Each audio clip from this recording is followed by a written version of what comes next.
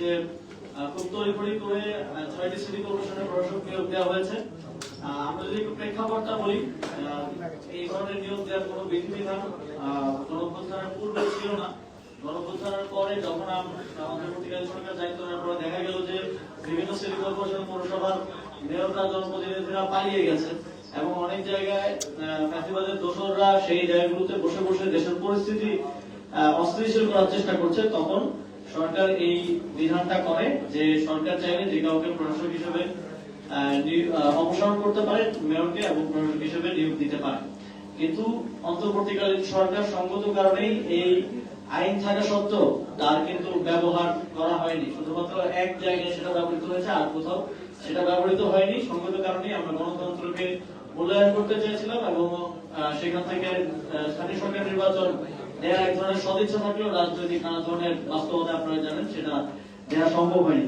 কিন্তু আমরা দেখলাম যে রাজনৈতিক সরকার দায়িত্বে আসার সাথে সাথে যেখানে জনগণের ভোটে নির্বাচিত জনপ্রতিনিধিদের থাকার কথা, সেখানে তারা তাদের দলীয় বিভিন্ন সময় বঞ্চিত কিংবা নির্বাচনে হেরে যাওয়া প্রার্থীদেরকে এক ধরনের সেখানে প্রাইজ পোস্টিং করলেন এবং 6টি সিটি কর্পোরেশনের প্রশাসক হিসেবে নিয়োগ দিলেন।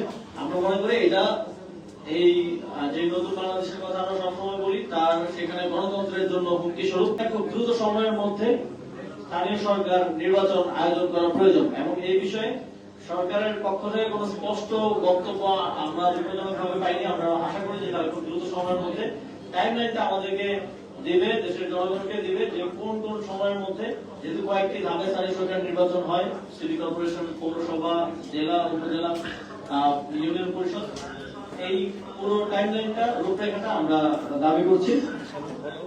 এবং আমরা দেখেছি যে প্রশাসক নিয়োগ দেওয়ার ক্ষেত্রেও সেখানে স্বচ্ছতার অভাব রয়েছে। সেখানে নির্দিষ্ট ভাবে মেয়াদ উল্লেখ করা নেই।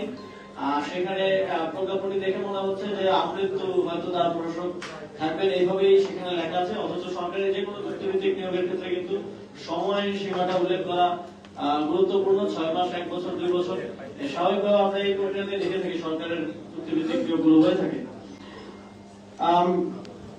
আমরা আপনারা জানেন যে আমরা দেখেছি গত 2 দিন যাবৎ এক ধরনের ভয়ের রাজত্ব কায়েম করার চেষ্টা করা হচ্ছে। আমরা মনে করি যে যেই পুলিশের মাধ্যমে এই যে বিভিন্ন জায়গায় রেডের নামে সাধারণ জনগণকেও এবং সাংবাদিকদের উপর হামলা হয়েছে, আপনাদেরও কয়েকজন সহকর্মীর উপর হামলা হয়েছে বলে আমরা জেনেছি। আমরা এই ঘটনার তীব্র নিন্দা জানাই। আমরা মনে করি সরকার এটার মাধ্যমে জনগণকে এক ধরনের ভয়ের মধ্যে রাখতে চাচ্ছে, একটা ভয়ের মেসেজিং তারা করতে চাচ্ছে।